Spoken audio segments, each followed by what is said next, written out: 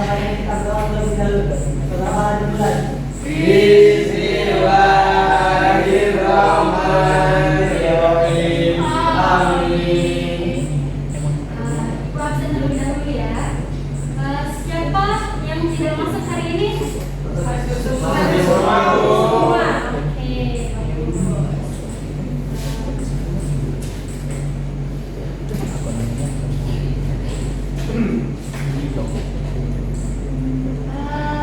Ada yang tahu kira-kira hari ini kita akan belajar tentang apa? Tahu? Apa? Ya, boleh, Eva. Faktor pendorong kesatuan bangsa. Ya, bukan sekali ya. Tapi lebih tepatnya itu faktor pendorong dan penghambat persatuan dan kesatuan bangsa. Tidak apa-apa, Eva. Terima kasih. Oke. Sebelum Ibu memasuki pelajaran kita pada hari ini, Ibu mau tanya terlebih dahulu. Kira-kira ada yang ingat tidak? Minggu lalu kita belajar tentang apa?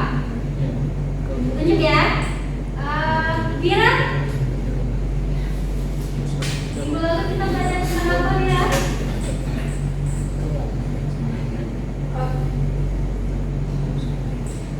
Minggu lalu kita belajar Pancasila sebagai dasar negara, Bu.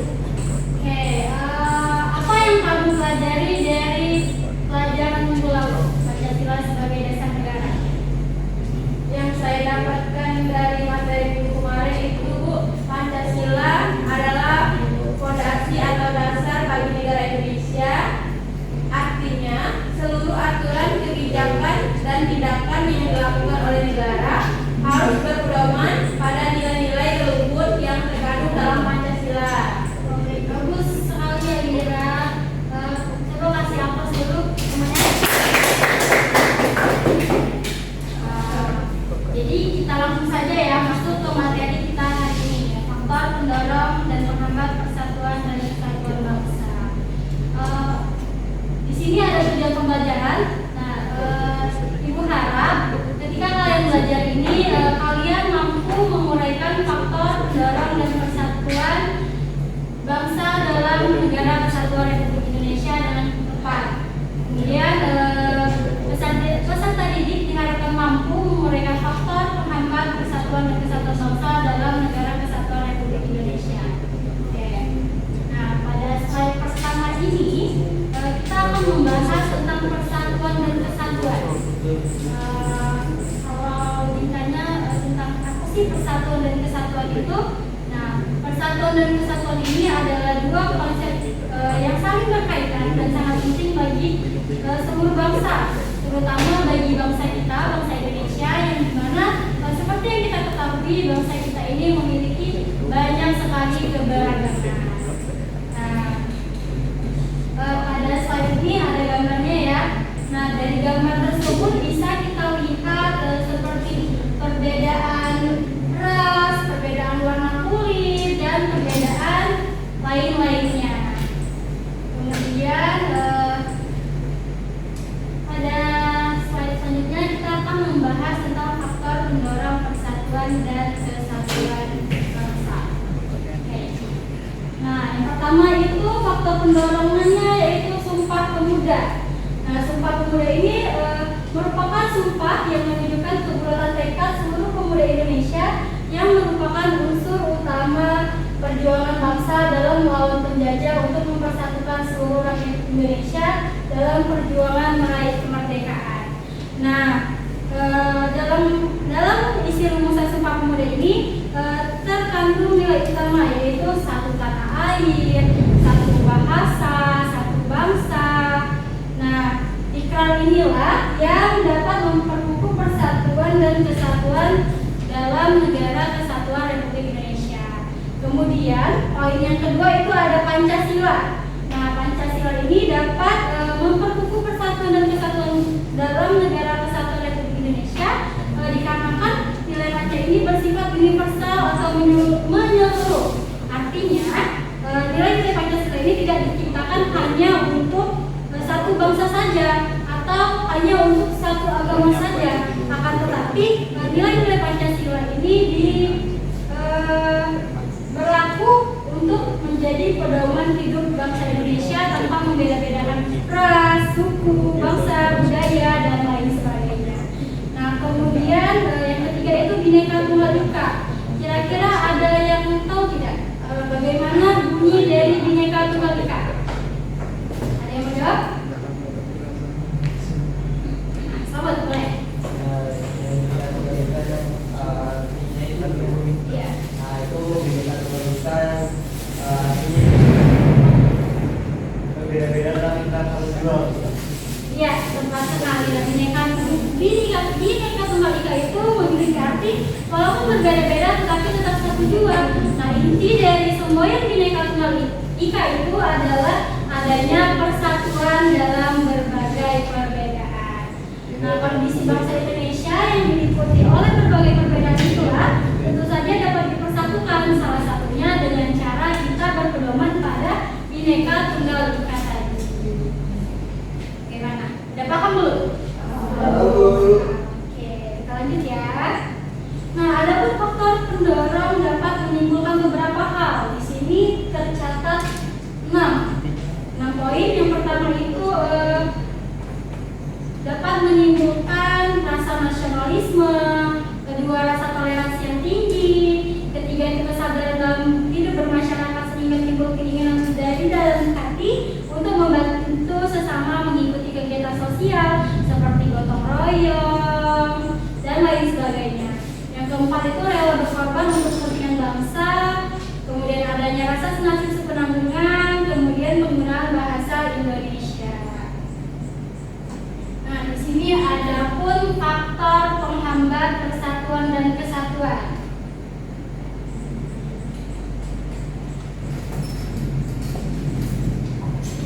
Faktor penghambat ini yang pertama itu kebinekaan atau keberagaman pada masyarakat Indonesia. Nah, kondisi ini dapat menjadi penghambat persatuan dan kesatuan bangsa apabila tidak diiringi dengan sikap saling menghargai, menghormati, serta adanya toleransi yang telah menjadi karakter khas masyarakat Indonesia. Kemudian yang kedua itu ada geografis Indonesia yang terdiri dari wilayah-wilayah kepulauan yang memiliki karakteristik yang berbeda-beda. Nah, wilayah Indonesia ini kan terdiri dari pulau-pulau dan kepulauan memiliki karakteristik yang berbeda-beda. Kondisi ini dapat semakin memperlemah persatuan dan kesatuan bangsa apabila ketimpangan dan ketidaksetaraan pembangunan dan hasil pembangunan masih belum dapat diatasi. Kemudian yang ketiga itu munculnya gejala etnosentrisme.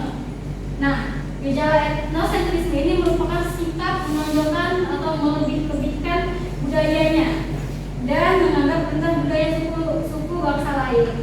Nah, hal ini tentu apabila tidak diatasi tentu saja akan memperlemah persatuan dan kesatuan bangsa.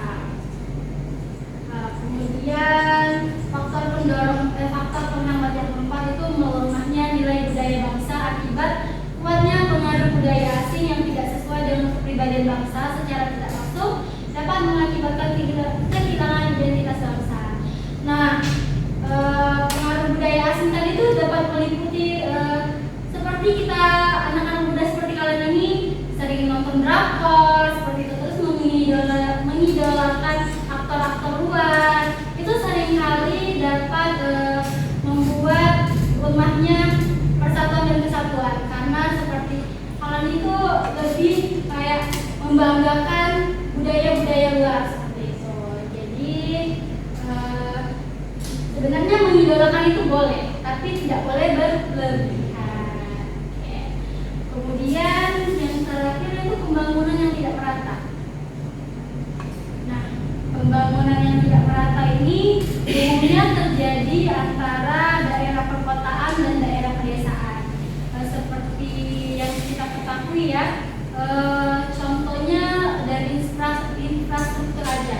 Seperti pada jalan itu biasanya jalan-jalan di perkotaan itu lebih bagus dibandingkan dengan jalan-jalan yang ada di pedesaan, apalagi di pedesaan terpencil seperti itu. Kemudian untuk sekolah sepertinya kualitas sekolah yang ada di luar kota itu lebih bagus dibandingkan dengan sekolah yang ada di pedesaan. Makanya banyak kan dari sekeliling kita ini yang lebih memilih merantau agar mendapatkan pendidikan yang lebih bagus dibandingkan meraih pendidikan di desanya sendiri. Nah, ternyata tadi kita udah ada di penghujung materi. Nah, kira-kira ada yang ingin bertanya tidak dari materi yang sudah dijelaskan tadi? Tidak ada? Tidak ada. Oke. Kalau tidak ada, kayaknya kita langsung lanjut diskusi aja ya. Baik Bu. Oke. Nanti akan Ibu bagi menjadi dua kelompok. Yang sebelah sini kelompok 1, ini kelompok 2. Oke. Bentar ya. Bu berikan KPD-nya sampai sebelah dulu. Mana tadi kelompok 1?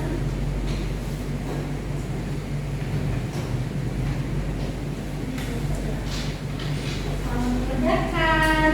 Baik Bu. Ya, Mira. Silakan. Kalau ada yang tidak dipahami, silakan bertanya ya. Kira-kira ada kesulitan atau tidak? Apa nama?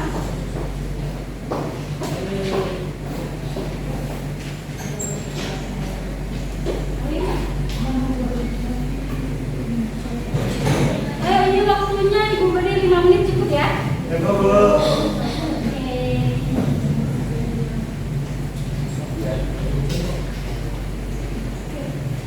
Sudah Bu. Sudah, Bu. Sudah Sudah. Bu. Sudah Bu. Paparannya ada nama Bu kita. Boleh, boleh. Silakan maju. Perwakilan kelompoknya. Ini Bu.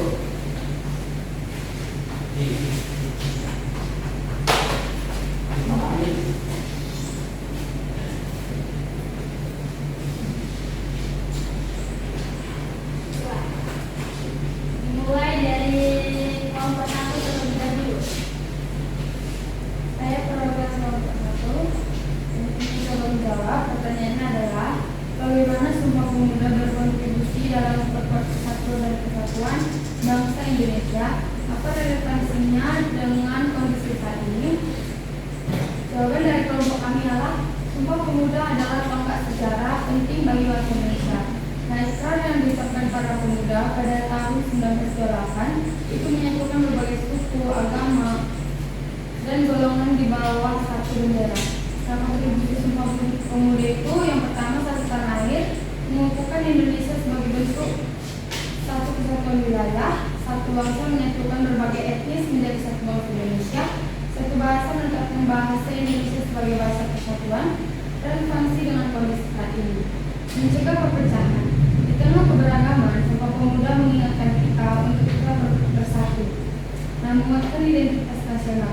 Sumpah Pemuda menjadi dasar identitas nasional kita dan rela dalam menumbuhkan semangat kebangsaan nilai-nilai Sumpah Pemuda relevan untuk menghadapi tantangan global.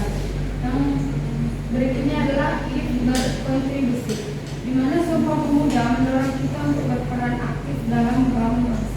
Terima kasih. Ya, bagus sekali ya Alina jawabannya. Boleh teman-temannya diberikan lagi.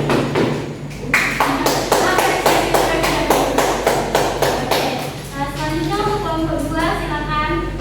Baik, di sini kelompok 2 mendapatkan pertanyaan mengenai dalam konteks Bhinneka Tunggal Ika, apa tantangan terbesar yang dihadapi Indonesia saat ini dan bagaimana cara mengatasi tantangan tersebut.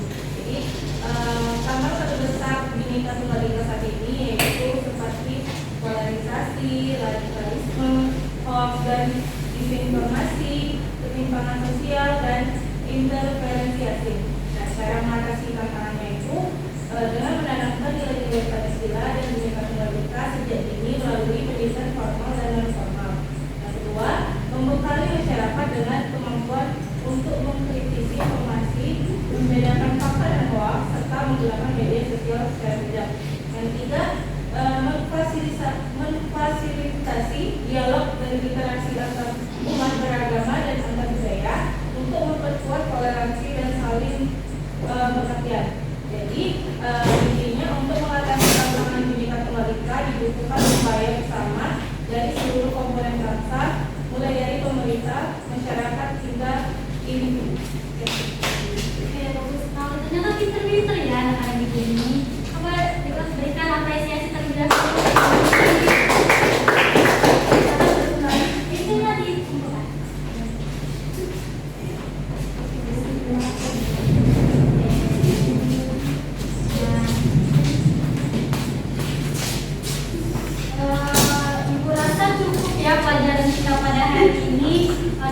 adanya diskusi tadi, maka berakhir juga kelas kita pada hari ini.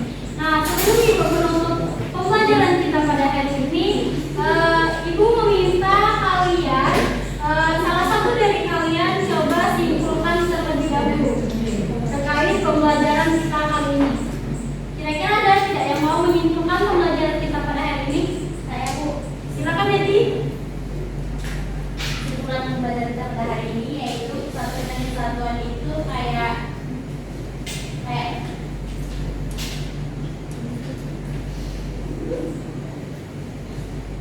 Ya, Dedi.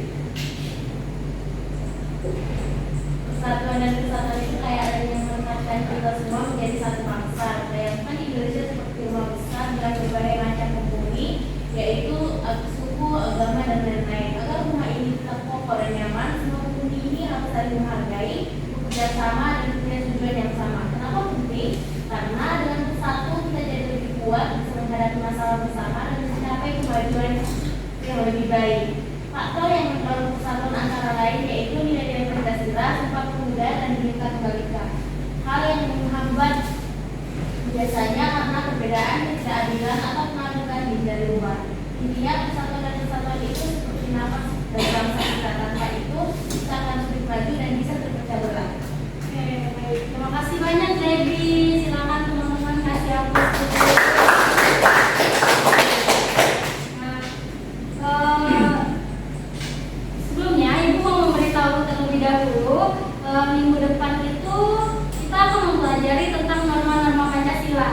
Jadi silakan anak-anak semuanya buat rangkuman tentang norma-norma Pancasila sebagai bahan ajar untuk kita belajar minggu depan, ya.